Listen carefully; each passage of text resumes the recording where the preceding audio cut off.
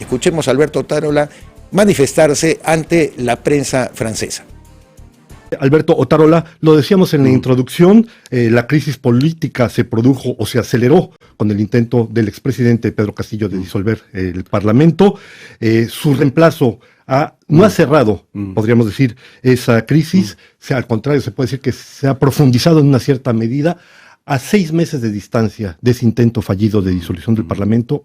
De manera breve, ¿cómo define la situación que atraviesa hoy Perú? Bueno, dos precisiones. No hubo ningún intento. Dio un golpe de Estado el señor Castillo, que ahora está en prisión por serias acusaciones de corrupción. Tiene 19 colaboradores eficaces que señalan que él o su entorno ha recibido dinero. Y lo segundo, la crisis ya concluyó en el país.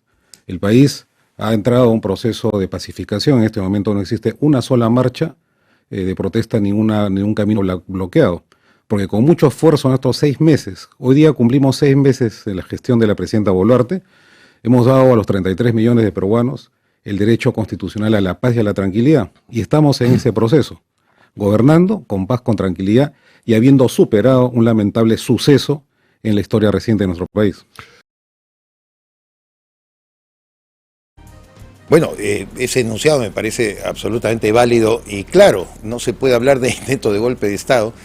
Hay que, imagínense todo lo que nos queda difundir y divulgar este famoso decreto ya encontrado y que obra en manos del Ministerio Público, de la Fiscalía de la Nación, mediante el cual el señor Castillo Terrones estaba formalizando el golpe de Estado. Entonces, más que intento, ya estaba en marcha el golpe de Estado que gracias a ser detenido por la fortaleza en todo caso y el sentido democrático, no solamente de las instituciones armadas, de la Policía Nacional que procedió inmediatamente a la captura de este miserable, sino también la reacción del Ministerio Público, el Poder Judicial, la Defensoría del Pueblo y todo el aspecto, todo el aparato institucional peruano que reaccionó no haciéndole caso y rechazando el golpe de Estado de Pedro Castillo. Y en segundo lugar, resaltar efectivamente, como lo ha hecho Otárola, y que es, además yo lo he comprobado viajando al exterior en los últimos meses, la idea de que el señor Pedro Castillo pues está preso de manera injusta y sin conocerse mucho afuera, en el extranjero, hay 19 colaboradores eficaces, como ha dicho Otárola, 19. ¿Quiénes son los colaboradores eficaces? Gente que ha trabajado, que ha estado en el entorno de Pedro Castillo, que está señalando todas sus inconductas, todas sus inmoralidades, todos sus delitos, claro, por salvarse ellos, empezando por Bruno Pacheco, el secretario general, la persona de mayor confianza, luego pasando por Heiner Alvarado, por algunos otros miembros del gabinete, algunos otros funcionarios públicos, empresarios como Karenin López, el caso de Sada Goray, que cada vez está despertando más inquietud por la amplia gama de personas que ha participado. Sada Goray pues no era una joyita de 2, 3 amiguetes nada más en el Ministerio de Vivienda, era todo un aparato organizado criminal que ella conducía.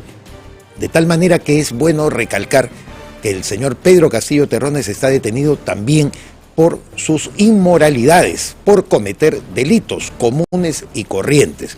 Y esto hay que resaltarlo, parece mentira lo que usted y nosotros conocemos, usted que me escucha, amiga, amigo oyente, amiga, amigo televidente, más allá de lo que nosotros sabemos en el extranjero, hay una visión absolutamente distorsionada, obra de la efectividad y el activismo, por supuesto, contrario a Dina Boluarte, que grita Dina asesina en cada plaza y que ha ganado incluso espacios en medios de comunicación, sobre todo europeos. Por eso nosotros valoramos este recorrido que en nombre del Estado peruano, y más allá, reitero, la diferencia que usted puede tener con el gobierno, realiza Alberto Otárola, presidente del Consejo de Ministros, para esclarecer lo que ocurre en el Perú.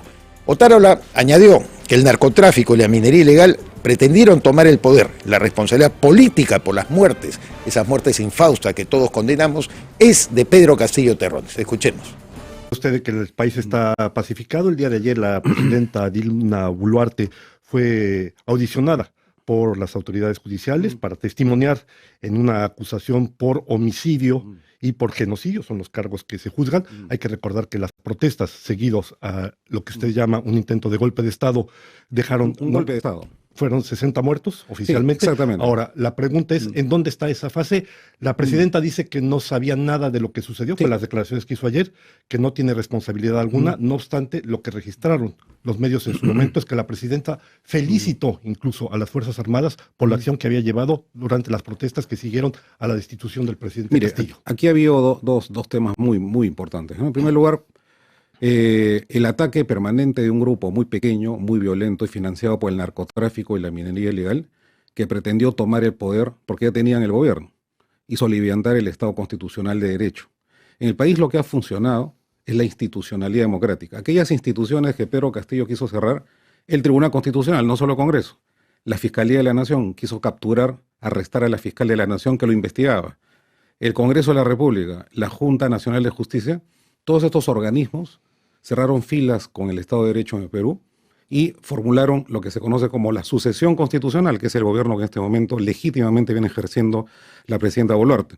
Sobre lo segundo, hemos llorado y lamentado la pérdida de vidas de muchos compatriotas, pero ese contexto se realizó en el escenario de un ataque contra las instituciones del Estado, 5 aeropuertos con intento de toma de manera simultánea, ataques armados contra las fuerzas del orden.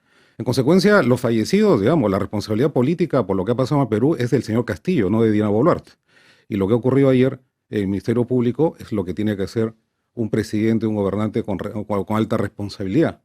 Nosotros mismos hemos pedido que se investigue, nos hemos puesto a disposición de la Fiscalía de la Nación y eso es lo que está ocurriendo en Perú en este momento. Parte también, efectivamente, pues de una verdad, porque es algo que se desconoce en el exterior, claro.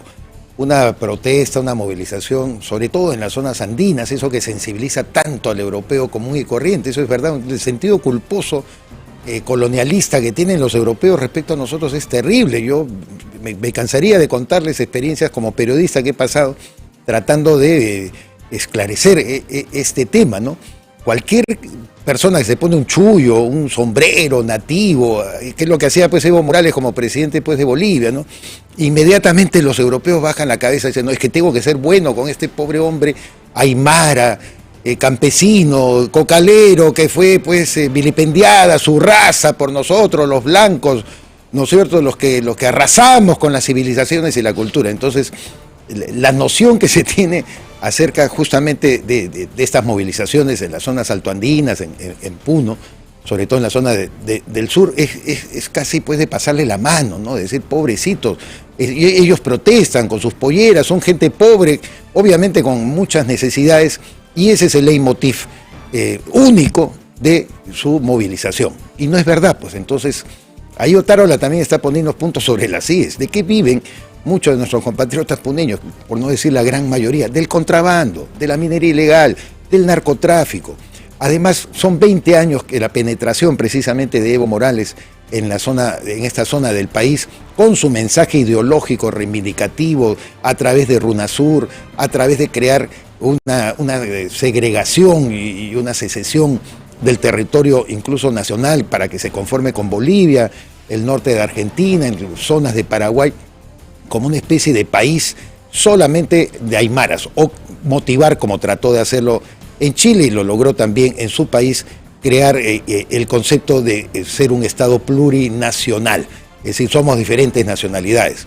Cuando todos avanzamos y todos sabemos que como civilización hay que tratar de congregar más bien a las diferentes razas y al mestizaje más arraigado y profundo que tiene nuestro país, respetando por supuesto a las las más mínimas minorías que existen, que tienen su propia identidad étnica, que no se puede desconocer. Sin embargo, pues es necesario decirles eso. Oiga, lo que se ha develado en Puno es porque también ha habido una motivación de actos ilegales, como es la minería, no solamente informal, sino la que extrae el oro de los ríos de una manera ilegal, el narcotráfico y el contrabando. Esa es una verdad monda y lironda, que muchos aquí en Lima también no quieren repetir, con el ánimo pues de pasar la mano y decir, no, eso no es la real motivación que tienen los hermanos de Puno. Agregó Alberto Otárola en esta entrevista, muy buena por supuesto, porque me gusta que el periodista, en todo caso francés, le ponga los puntos sobre las IES de lo que es la impresión que él ha recibido y le permite ampliamente a Otárola responder. Señaló el presidente del Consejo de Ministros que Pedro Castillo está preso por corrupto. La justicia es independiente en nuestro país. Veamos. ¿Tan lenta la justicia cuando tiene el caso de un presidente que está acusado directamente y no se le puede juzgar antes? Pero es lo que han determinado los jueces. En el Perú la justicia es independiente. En el caso del señor Castillo fue apresado por delito de sedición y rebelión, pero luego esa acusación y esa prisión preventiva se ratificó por los cuestionamientos o las acusaciones que tiene por corrupción.